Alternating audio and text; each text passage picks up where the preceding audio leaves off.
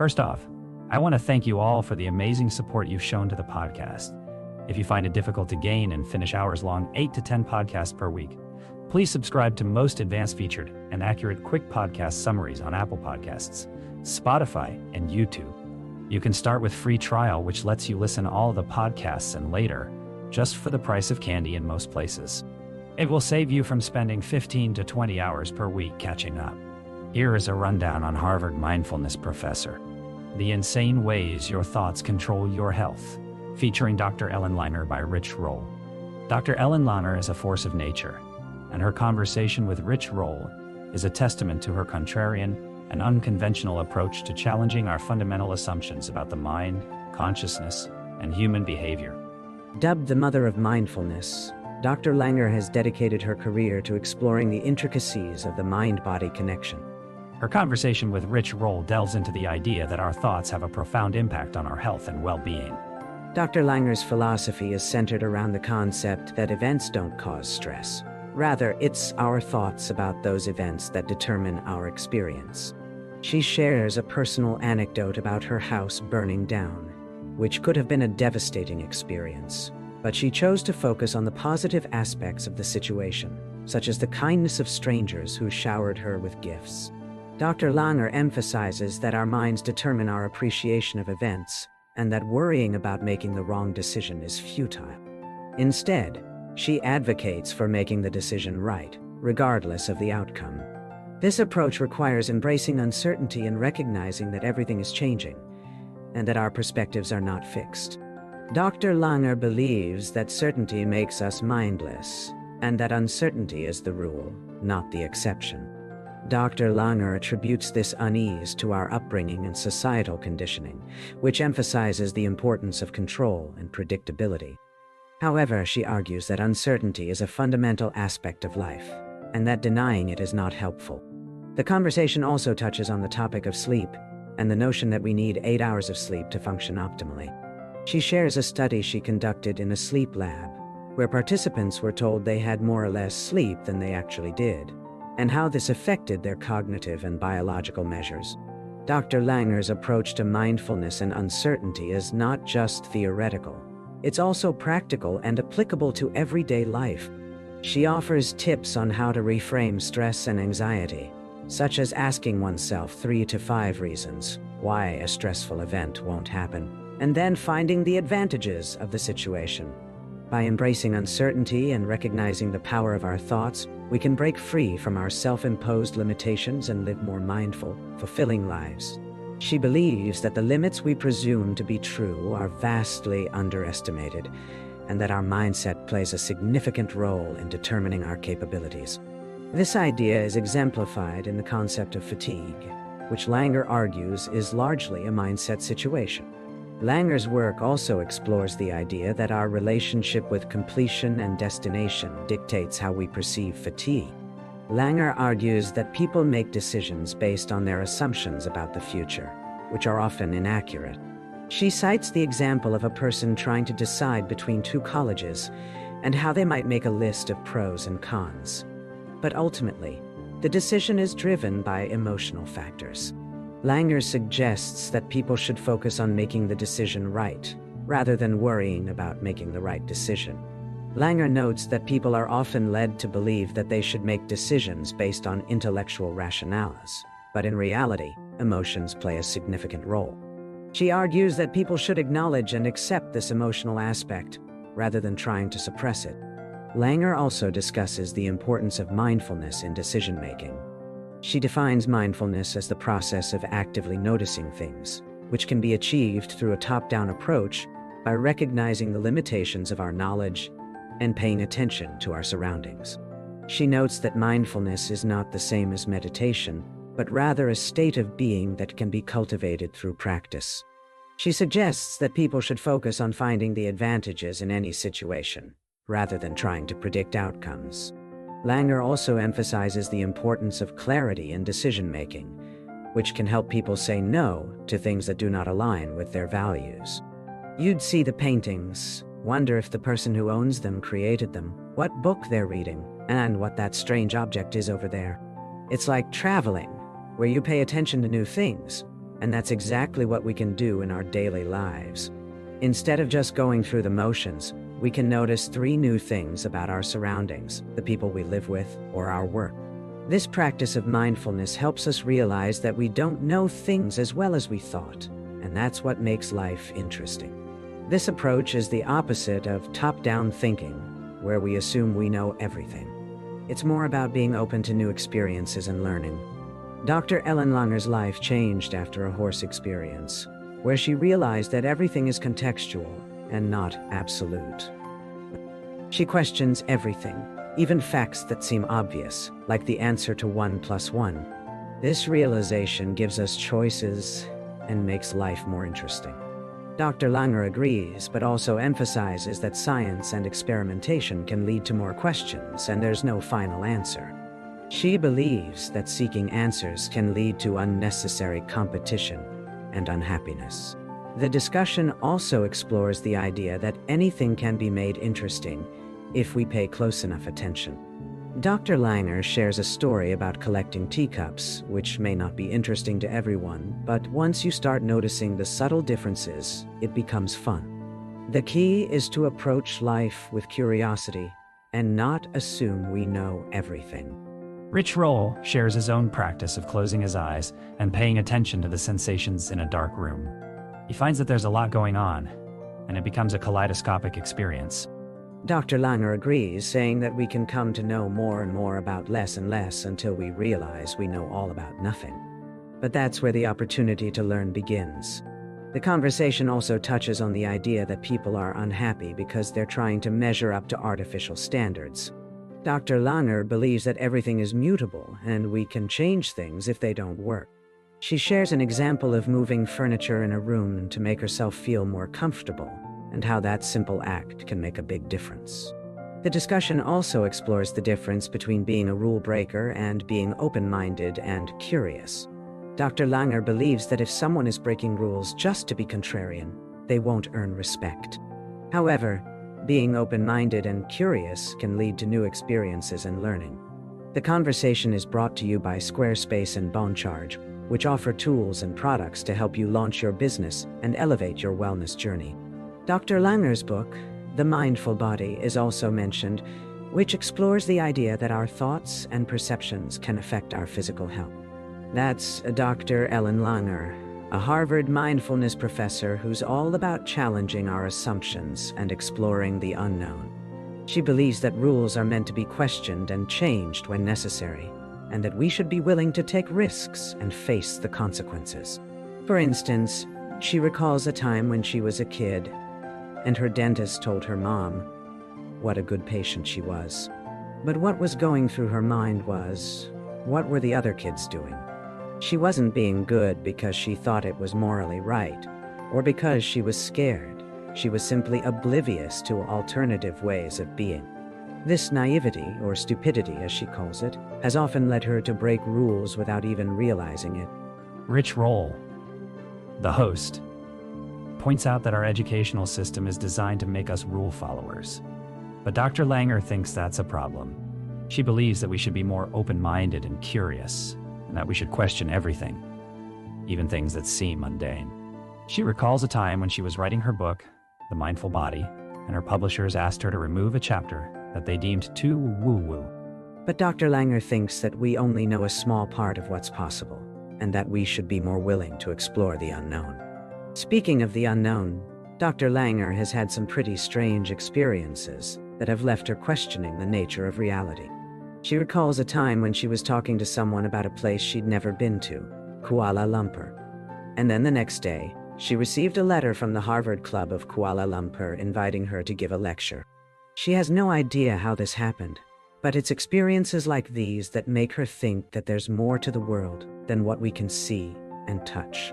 Dr. Langer also talks about the idea of embodied cognition, which suggests that our bodies play a big role in how we think and perceive the world.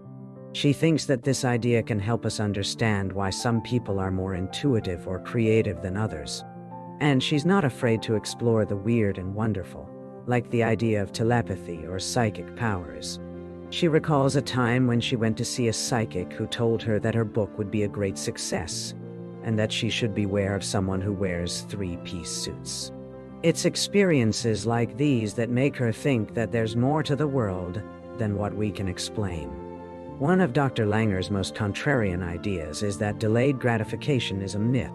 She believes that anything can be done mindfully or mindlessly, and that it's up to us to choose how we approach things. So, instead of labeling something as hard or unpleasant, we should try to find ways to make it enjoyable.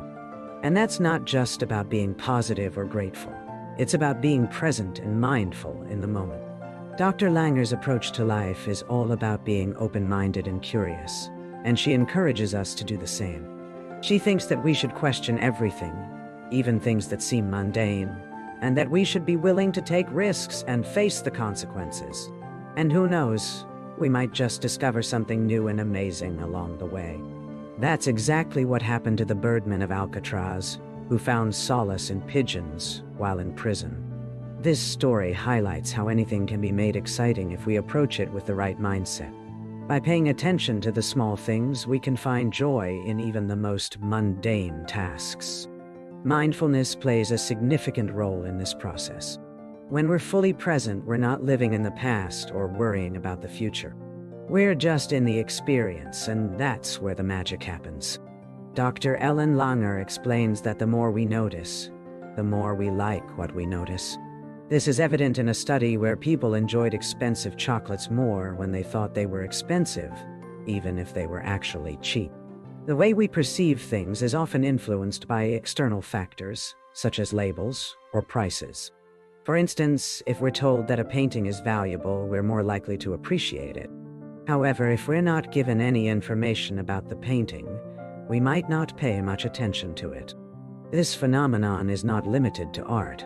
It's present in all aspects of our lives. Rich Roll points out that we bring a story to every experience, which is constructed based on our past experiences. These stories can be limiting, as they create expectations and influence how we perceive reality. Dr. Ellen Langer agrees, but notes that these stories are not inherently true or false. Instead, they're multiple perspectives that can be understood in different ways. The concept of stories is particularly relevant in relationships. We often project our own expectations and assumptions onto our partners, which can lead to misunderstandings and conflicts. Long-term relationships, in particular, require effort to maintain and nourish. It's easy to fall into the trap of thinking that our partner should be a certain way, but the truth is that people grow and evolve over time. Dr. Ellen Langer suggests that instead of trying to change our partners, we should focus on understanding why they behave in certain ways. By recognizing that their actions make sense to them, we can develop a deeper appreciation for their perspective. This approach can help us navigate conflicts and build stronger relationships. In relationships, we often find ourselves getting annoyed by small things, such as a partner's messiness or procrastination. However, these traits are often a result of deeper values or habits that we may not be aware of. By taking a step back and understanding the underlying reasons for our partner's behavior, we can learn to appreciate their differences and find common ground. Ultimately, relationships are about growth and evolution. By embracing the present moment and letting go of our expectations, we can create a more fulfilling and meaningful connection with our partners. As Dr. Ellen Langer puts it, you should understand why you're doing what you're doing, that there's always some sense to it, and then you maintain respect for yourself. And then it's easier when you feel good about yourself to feel good about your partner. According to her, it's not always a bad thing. In fact, it can be a sign that your unconscious mind is working on a problem, and you need to give it space to do so. Adam Grant, who was once her student, also talks about the value of procrastination. He suggests that it can be a productivity tool, allowing your mind to wander and come up with creative solutions. But Langer notes that there's a fine line between using procrastination as a tool and using it as an excuse. She gives the example of an alcoholic who drinks to relieve anxiety. While the drinking may provide temporary relief, it's not addressing the underlying issue. Instead, Langer suggests that we should acknowledge the underlying need that's driving the behavior and find alternative ways to meet it. Langer also talks about how our attachment to certainty can get in the way of relationships. She shares a story about how she was once late for a flight to Canada because she didn't have a passport. She had to go back home, get her passport, and return to the airport. This experience taught her the importance of being prepared, but it also made her realize that there's no one right way to do things. In relationships, Langer suggests that we often get caught up in trying to prove a point or be right. But this can lead to conflict and resentment. She shares an example of how she tells her students to wear 2 different shoes to class, just to see how people react. Most people are too afraid to wear mismatched shoes, but it's a harmless act that can help us break free from our attachments to what others think. Langer also talks about how social media can be detrimental to our mental health. She notes that people often post only their successes and accomplishments, making it seem like everyone else is more successful and happy. But this is just an illusion. In reality, people are just as flawed and imperfect as we are. Langer suggests that we should be more authentic and honest on social media, sharing our failures and imperfections as well as our successes. Langer emphasizes the importance of living in the moment. She notes that we often get caught up in comparing ourselves to others and feeling like we're missing out. But the truth is, everyone has their own struggles and imperfections. Instead of comparing ourselves to others, we should focus on making the moment matter, wherever we are and whatever we're doing. She explains that needing a vacation means that you're working mindlessly. Enjoying a vacation is a different story. This conversation sparks a discussion about the concept of bucket lists and how they can suggest that someone is not happy now and needs to experience other things to feel fulfilled. Rich Roll points out that it's fine to have things on a list that you aspire to experience, but the idea that you need to have those experiences to feel like a fully developed human is where the problem lies. Dr. Langer agrees, stating that this mindset goes back to the point of why we need awards, money, and other external validation. Rich Roll suggests that we want love and approval, and perhaps a sense of immortality, which we attach to these external validations. Dr. Langer agrees that we want love and approval, but not necessarily immortality. The conversation then shifts to the topic of acceptance and how it relates to mindfulness. Dr. Langer explains that accepting something still sounds negative, implying that there's something wrong with it. Instead, she suggests that we should understand how our perceived shortcomings are not deficits, but rather a natural part of who we are. Rich Roll agrees, stating that acceptance is the first step, but it's not enough. We need to go beyond acceptance and understand the underlying reasons for our thoughts and behaviors. Dr. Langer shares that people have taught us to accept our shortcomings, but this can lead to regret and a lack of understanding. She suggests that we should question why we're doing what we're doing and understand the underlying motivations. Rich Roll points out that this is a difficult process, especially when it comes to habits and addictions. Dr. Langer agrees, stating that we often make things more complicated than they need to be. The conversation then turns to the topic of suffering and growth. Rich Roll shares his personal experience with addiction and how suffering motivated him to make a change. Dr. Langer responds, stating that while pain can be a motivator, it's not necessary for growth. She suggests that we can gain without pain, but it's often more difficult. Rich Roll points out that there's a neurochemical component to addiction, as well as a mental and emotional piece. Dr. Langer agrees, stating that we often make things more complicated than they need to be. The conversation then shifts to the topic of habits and how they relate to mindfulness. Dr. Langer suggests that habits are not necessarily a good thing, as they can lead to mindlessness. She explains that people often want to have good habits because they're afraid to let themselves just be. Rich Roll points out that this is a common problem, especially when it comes to diet and exercise. Dr. Langer agrees, stating that we often deprive ourselves of things we enjoy, which can lead to overindulgence. The conversation then turns to the topic of trauma and how it relates to mindfulness.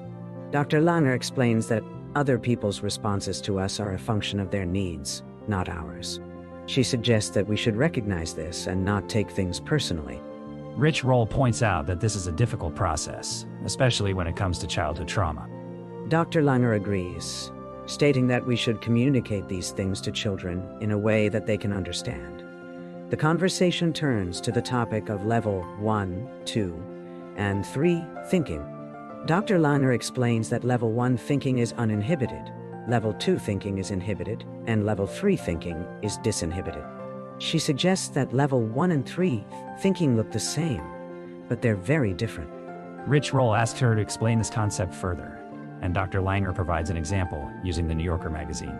She explains that level 1 thinking is not reading the New Yorker, level 2 thinking is reading the New Yorker, and level 3 thinking is not reading the New Yorker anymore. She points out that level 1 and 3 thinking look the same, but they're very different.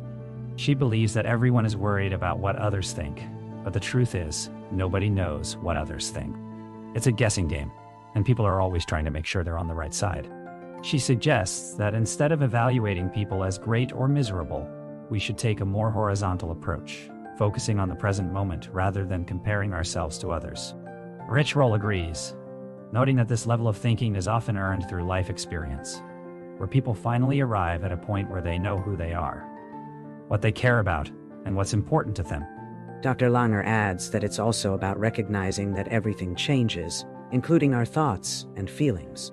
She believes that if people were aware of multiple ways of understanding any situation, they would be more fluid and open to growth. When it comes to young people, Dr. Langer thinks that they should be taught to think more critically and consider multiple perspectives. She believes that this would help them navigate relationships and make better decisions. Rich Roll asks about her thoughts on romantic love, and Dr. Langer responds that people often come to see who they are through others, making them vulnerable to external validation. She suggests that relationships are created by the thoughts and understandings we have, rather than just the people involved. Dr. Langer also discusses the impact of technology on relationships, noting that our devices can affect our ability to read social cues.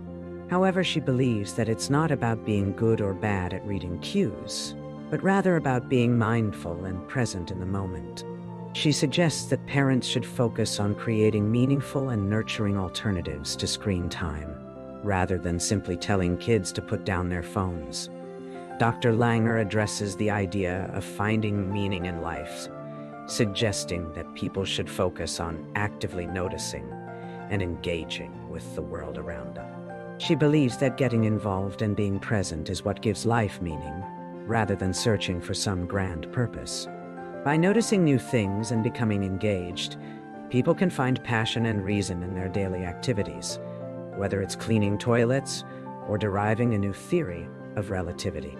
She believes that our thoughts determine most of our physical and psychological health, and that everything is mutable, meaning it can change. According to her, the key to happiness is being mindful and living in the present moment. She argues that people are often led to believe that stress is a normal part of life. But she thinks that's a terrible idea. Instead, she believes that the baseline should be being at ease, and that we should take care of ourselves when we notice that we're not feeling well. Langer also talks about the importance of noticing and taking action. She says that waiting around for an epiphany about our purpose in life doesn't work, and that our purpose is revealed in the doing and exploration of things. She also believes that our thoughts can control our health, and that we have the power to change our circumstances. She shares a story about a study she did with monks, where she found that mindfulness is contagious and can impact the people around us. Langer also discusses the idea that negativity spreads quickly, and that our understanding of things creates our experience. She argues that people often criticize things without understanding them, and that this can lead to a negative impact on our well-being. She also talks about the importance of investigating and understanding different perspectives, rather than judging and dismissing them. The conversation also touches on the topic of polarization and division in society. Langer believes that this stems from a lack of understanding and a failure to ask questions. She argues that we should be more open-minded and curious, and that we should try to understand different perspectives rather than judging them. Langer talks about her upcoming couples retreat in Mexico and her new children's book, Where's Happy?, which is inspired by her key to happiness, Glado, being generous, loving, authentic, direct, and open. She believes that these qualities are essential for happiness and well-being. and that they can be cultivated through mindfulness and living in the present moment. Rich Roll wraps up the conversation by thanking Dr. Ellen Lahner for sharing her insights and wisdom, and invites her to come back and talk more about her work in the future. The video edition of the podcast was created by Blake Curtis, with assistance by our creative director, Dan Drake. The show's portraits were taken by Davey Greenberg, while graphic and social media assets were courtesy of Daniel Salas. Georgia Whaley handled copywriting and website management. The theme music was created by Tyler Pyatt, Traptor Pyatt, and Harry Mathis. The show is grateful for the love and support from its audience and appreciates those who subscribe to the newsletter on Rickroll. Thank you for tuning in. Please click follow button, and just remember, subscription is only £1 or $1 per month. Leave a comment or review. Until next time, happy listening.